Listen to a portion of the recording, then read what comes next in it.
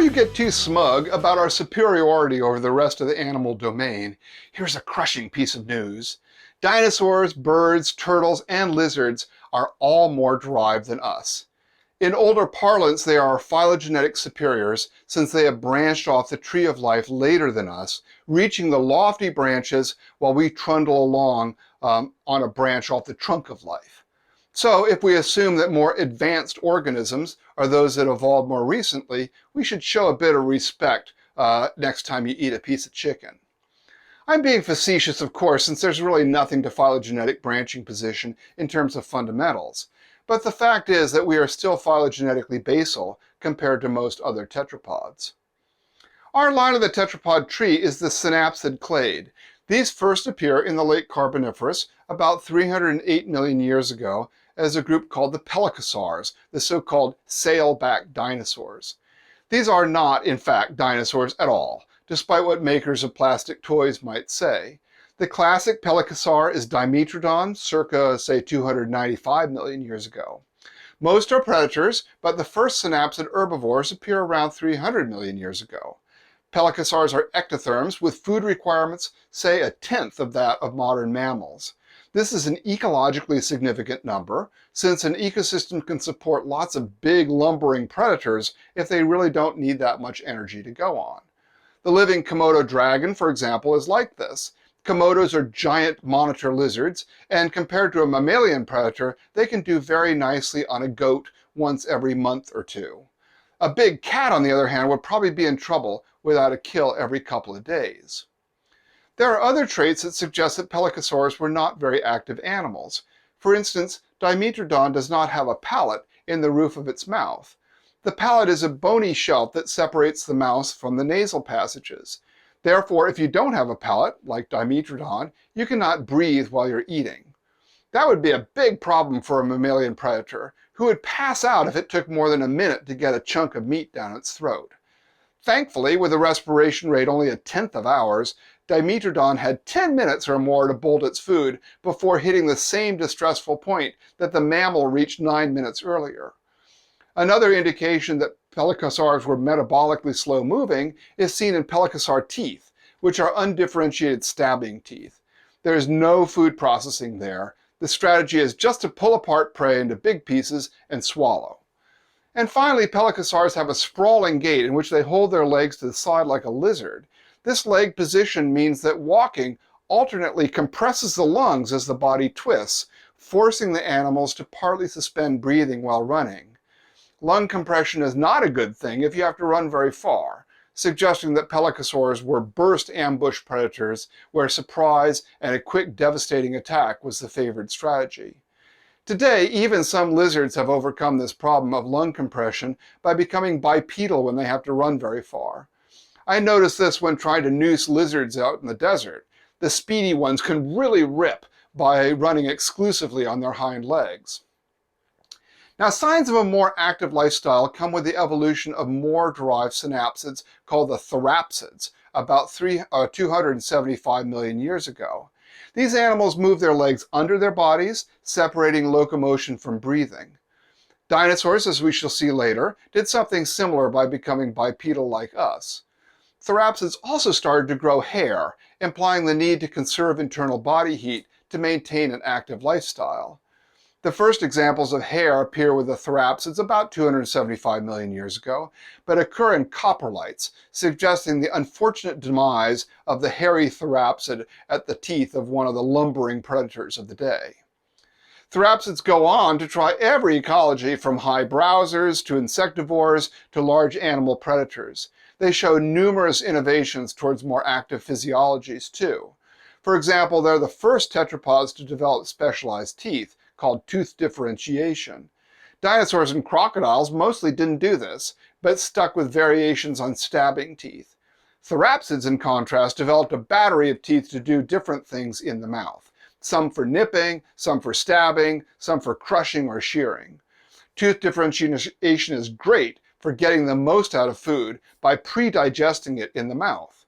Masticating food reduces the size of particles of food, smashes everything up, and mixes it with mouth bacteria, all advances when it comes to getting the most nutrition out of diverse diets and supporting active metabolisms.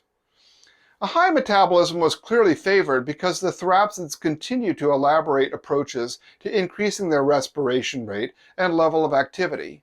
About 260 million years ago, the cynodonts, a derived group of therapsids, developed a complete palate, suggesting a more endothermic ecology. The cynodonts also developed lactation in the mother and milk teeth in the kids, both signs of considerable parental investment in offspring. Lactation evolved from a mammary patch, a set of modified sweat glands on the chest of the mother that originally may have served to keep the eggs wet during incubation. Modern monotremes, the egg-laying mammals, still use the mammary patch design, but the presence of milk teeth suggests that some Triassic cynodonts had figured out how to feed their young with this system. Monotremes, the oldest of the crown group mammals that are still around, evolved around 210 million years ago. They managed to squeak through the end Triassic mass extinction while the stem cynodonts and stem therapsids are knocked out of the evolutionary game. Most stem mammals evolved in the early Cretaceous and Jurassic. The first mammals appear around 178 million years ago, but could be as old as 208 million years ago. These are all stem groups. One of these stem group mammals is a shrew-like Morganocodon that appears around 205 million years ago. These are small animals with a skull only 2 to 3 centimeters long, about an inch, with only 2 phases of tooth replacement, milk teeth and adult teeth, as well as hair. The presence of hair is inferred since Morganocodon had a Hadarian gland near the eye, which is used as a source of oil for caring for fur. The evolution of a flexible hyoid bone in the throat is first seen in 165 million-year-old stem mammals, which is equipment needed for the young to be able to suckle milk from a teat. Hence, by around 165 million years ago, mammals had fully separated nutrition of the young from external food supplies. Most of the Jurassic mammals were small, but ecologically diverse, with ecologies ranging from fossorial species like moles, herbivores like something called Ventana from Madagascar that ate roots and seeds, another species called Rapenomanus, a wolverine-sized predator, as well as beaver-like semi-aquatic mammals, insectivorous and omnivorous mammals, including arboreal gliders. For example, something called Castorocata was a beaver-like dichodont from 164 million years ago, with a beaver-like tail, hair, and a fish-eating ecology. This animal had ankle spurs and powerful digging claws like a modern platypus. Another one is something called Volcatocotherium, a gliding mammal like a modern flying squirrel found in 164 million-year-old lake beds in China. It's increasingly evident, particularly with new Chinese finds, that Jurassic mammals were very diverse and probably belonged to numerous groups of stem mammals that are restricted to the Mesozoic. Some of these stem mammals include a group called the Haramaiids from 210 million years ago that resembled small rodents. There was also the multituberculates, another group of rodent-like herbivores and omnivores from, say, 159 million years ago, and the 165 million-year-old triconodonts that were various types of carnivores, but also include insectivores. Amid this welter of stem mammals, placental and marsupial mammals appear around 125 million years ago, according to molecular clocks. And somewhere between 100 million years ago, or perhaps even as early as 135 million years ago, according to fossils. With the true mammals come internal development of embryos, at least for part of embryonic growth.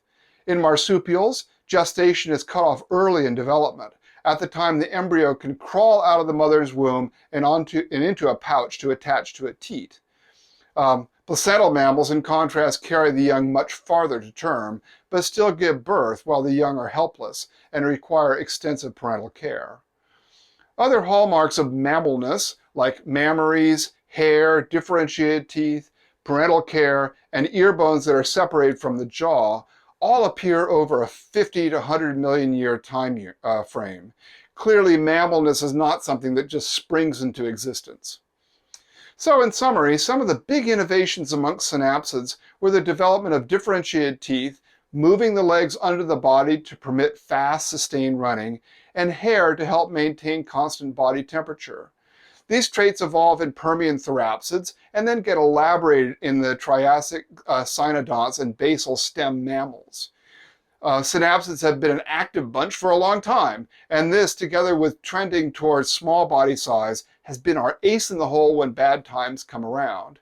Indeed, there are a series of Mesozoic mass extinction, that we'll talk about next, that reshape terrestrial ecosystems, seemingly to the detriment of our phylogenetic line, but as it turns out, really to our enormous benefit, as we shall see.